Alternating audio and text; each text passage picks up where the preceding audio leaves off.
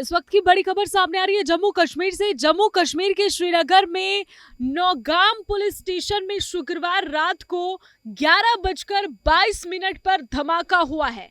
9 लोगों की इसमें मौत हो गई है। मौत का आंकड़ा बढ़ भी सकता है क्योंकि घायलों की संख्या 32 बताई जा रही है।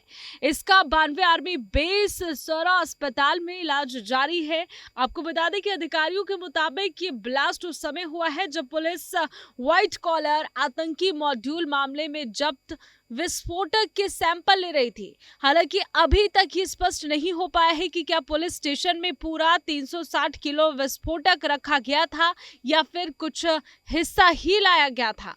देखिए, जम्मू कश्मीर के डीजीपी नलिन प्रभात ने ये जानकारी दी है। कहा है कि एक हादसा था, सैंपलिंग के वक्त ब्लास्ट हुआ। मारे गए 9 लोगों में से एक इंस्पेक्टर, 3 फॉरेंसिक टीम के मेंबर और 2 क्राइम ब्रांच के फोटोग्राफर, 2 राजस्व अधिकारी और 1 दर्जी भी शामिल है। दरअसल ये विस्फोटक हरियाणा के फरीदाबाद से गिरफ्तार डॉक्टर मुजम्मिल गनई के किराए के घर से जब्त किया गया था। साथ ही गनई को दिल्ली ब्लास्ट केस में पहले ही अरेस्ट किया जा चुका है। 10 नवंबर को दिल्ली में लाल किला के पास कार ब्लास्ट में 13 लोगों की मौत हो गई है। पुलिस स्टेशन में धमाके से जुड़ी ये बड़ी खबर आपको दिखा रहे हैं। जम्मू कश्मीर से खबर सामने आई है। हालांकि अभी दिल्ली ब्लास्ट के जख्म पूरी तरह से भरे भी नहीं थे। जम्मू कश्मीर में अब ब्लास्ट हो गया है और इसके बाद और ज्यादा सख्त से सख्त कार्रवाई करने की भी मांग की जा रही है। पूरी जानकारी आपको देते हैं। 4 दिन में देश में ये 2 ब्लास्ट हो गए हैं। 19 अक्टूबर की अगर बात करें तो जम्मू कश्मीर में नौगाम में बनपोरा इलाके में पुलिस और सुरक्षा बलों को धमकी देने वाले पोस्ट लगाए गए थे। 19 अक्टूबर को ये पोस्ट जैश ए मोहम्मद से जुड़े बताए गए थे। नौगाम पुलिस स्टेशन में इंटर स्टेट टेरर मॉड्यूल में पहली एफआईआर दर्ज हुई थी। 8 नवंबर को टेरर मॉड्यूल का लिंक हरियाणा में मिला। फरीदाबाद में आतंकी मुजम्मिल के घर से 360 किलोग्राम अमोनियम नाइट्रेट मिला था। 10 नवंबर को जम्मू कश्मीर और हरियाणा पुलिस की मुजम्मिल के घर दूसरी छापेमारी हुई। 2563 किलो अमोनियम नाइट्रेट मिला उसके घर से। 10 नवंबर को दिल्ली के लाल किला के पास कार ब्लास्ट में 13 मौतें हो गई। जांच में अमोनियम नाइट्रेट से धमाके की बात सामने आई। 13 नवंबर को फरीदाबाद से जब्त विस्फोटक को जांच के लिए नौगाम लाया गया क्योंकि पहली एफआईआर यहीं पर दर्ज की गई थी। और 14 नवंबर को जांच के दौरान अमोनियम नाइट्रेट के विस्फोटक हुआ। करीब 9 लोगों की इसमें मौत हो गई है जो कि जम्मू कश्मीर के पुलिस स्टेशन में हुआ है। 25 से ज्यादा इसमें घायल बताए जा रहे हैं।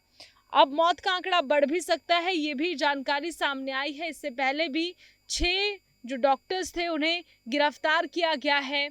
एक व्यक्ति उस कार विस्फोट में भी मारा गया था जो उस वक्त I-20 में बैठा था। देखिए, इस तरीके की बहुत सारी जानकारियां एक साथ सामने आ रही है। कई और अन्य आरोपी है, ये कौन सा ऑपरेशन है इसे जानने का पुलिस प्रयास कर रही है। साथ ही अब और कौन सी जगहों को टारगेट किया गया है इस टेरर हमले के रिगार्डिंग, वो भी देखने की जांच पड़ताल करने का विषय है।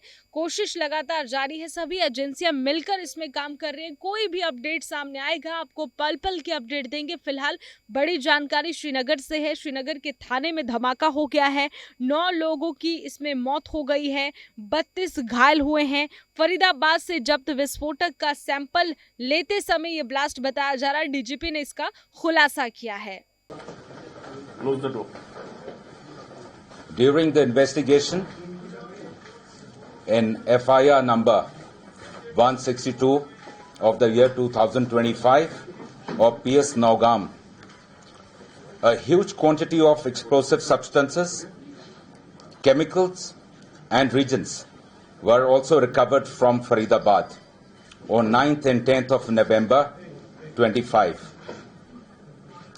This recovery, like the rest of the recoveries which we have done, was transported and kept securely in the open area of Police Station Nowgam.